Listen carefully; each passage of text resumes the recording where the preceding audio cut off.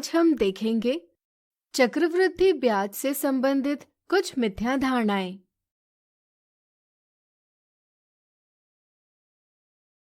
मिथ्या धारणा 1, दिया हुआ कथन सत्य या असत्य है, पहचानिए। ब्याज की राशि मूलधन यानी प्रिंसिपल से कभी बड़ी नहीं हो सकती। कुछ बच्चे यह सोचते हैं कि ब्याज यानी इंटरेस्ट की राशि मूलधन से कभी बड़ी नहीं हो सकती, लेकिन यह एक मिथ्या धारणा है। वास्तविक रूप से ब्याज की राशि मूलधन से बड़ी भी हो सकती है। इसलिए ऑप्शन 1 गलत जवाब है और ऑप्शन 2 सही। चलिए समझते हैं कौन सी स्थिति में ब्याज की राशि मूलधन से बड़ी हो सकती है। मान लीजिए सुनील 10,000 रुपए 10% चक्रवृद्धि ब्याज यानी कंपाउंड इंटरेस्ट की दर से 10 वर्षों के लिए बैंक में जमा करता है। आइए ज्ञात करते हैं उसे 10 साल बाद कितना ब्याज मिलेगा।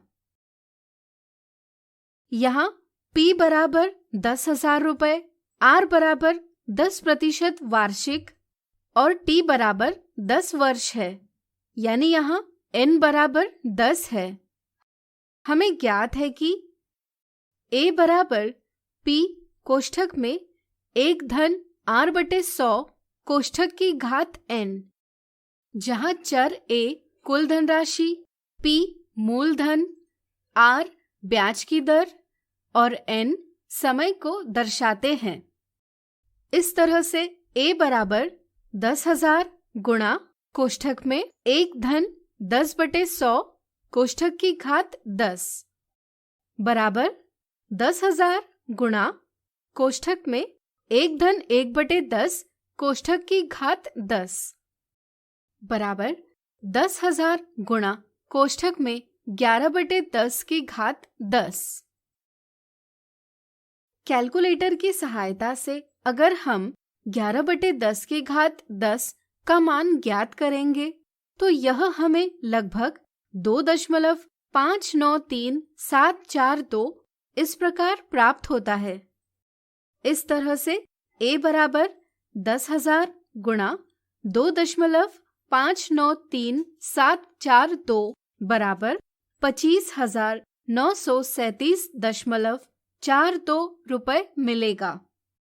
चूंकि चक्रवृद्धि ब्याज बराबर कुल राशि ऋण मूलधन बराबर 25,937.42 ऋण 10,000 बराबर 15,937.42 रुपए। तो बताइए ब्याज मूलधन से बड़ा है या छोटा? ऐसी स्थितियों में आप पाएंगे कि हमें ब्याज मूलधन से अधिक भी प्राप्त हो सकता है। मिथ्या धारणा 2, चक्रवृद्धि ब्याज पर 8% वार्षिक दर से 1 वर्ष के लिए 15,000 रुपए उधार लिए जाते हैं। यदि ब्याज प्रत्येक 3 महीने बाद संयोजित किया जाता है तो ज्ञात कीजिए कर्ज का भुगतान करने के लिए कितनी धनराशि देनी पड़ेगी।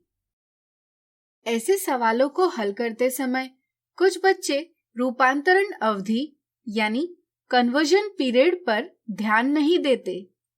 वे ब्याज की दर 8% और समय 1 वर्ष लेकर सवाल को हल करते हैं। A बराबर 15,000 गुणा कोष्ठक में 1 धन 8/100 कोष्ठक की घात 1, तो A बराबर 16,200 रुपए। इसलिए वे ऑप्शन 1 का चयन करते हैं, जो कि एक गलत जवाब है। कुछ बच्चे रूपांतरण अवधि में परिवर्तन करते हैं, लेकिन ब्याज की दर में परिवर्तन करना भूल जाते हैं। इसी तरह कुछ बच्चे ब्याज की दर में परिवर्तन करते हैं, लेकिन रूपांतरण अवधि में परिवर्तन करना भूल जाते हैं। यहाँ रूपांतरण अवधि तिमाही है, चूंकि 1 वर्ष में ब्याज को 12/3 बराबर 4 बार संयोजित किया जाएगा। इसलिए हम कह सकते हैं कि दिए गए समय यानी 1 वर्ष में रूपांतरण अवधि 4 गुणा 1 बराबर 4 होंगी, यानी कि हमें n बराबर 4 लेना होगा। चूंकि 1 वर्ष में ब्याज की 4 बार गणना की जाती है, इसलिए हमें प्रत्येक 3 महीने का ब्याज 8% विभाजित 4 बराबर 2% लेना होगा। अब हम देय राशि इस सूत्र की सहायता से प्राप्त कर सकते हैं। इसमें संख्याएं रखकर हमें कुल धनराशि प्राप्त होगी 16,236.48 रुपए। इसलिए ऑप्शन 4 सही जवाब है। आज हमने देखी चक्रवृद्धि ब्याज से संबंधित कुछ मिथ्या धारणाएं।